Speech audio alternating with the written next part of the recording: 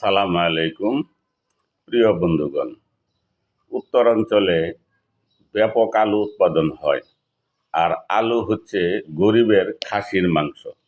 এটা সারা বছরই গরিব মানুষ যারা নিম্নবিত্ত, গার্মেন্টসে চাকরি করে, অফিস আদালতে থাকে, অনেক সময় বড় লোকও শর্টকাটে আলু ভর্তা দিয়ে, আলু ভাজি দিয়ে, বড়া দিয়ে ভাত খায়। এই আলু সবজিটা 12 মাসই আমরা ব্যবহার করে থাকি। তাই উত্তরাঞ্চলে বাম্পার ফলনের পরেও এই আলুর যারা চাষ করছে চাষিরা ক্ষতির সম্মুখীন।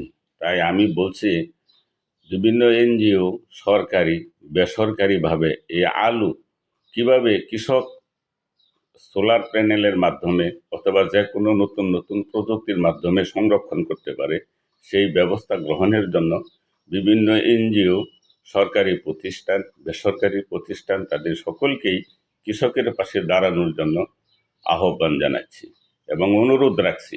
এখন 120 টাকা মন এই আলুটা কিভাবে সংরক্ষণ করা যায় এই মৌসুমে, সেই প্রযুক্তি ভার করে এটা সংরক্ষণ করলে জনসাধারণের উপকার হবে। এইটা সকলের কাছে আবেদন রেখে অভিনন্দন জানিয়ে বিদায় নিচ্ছে। আসসালামু আলাইকুম।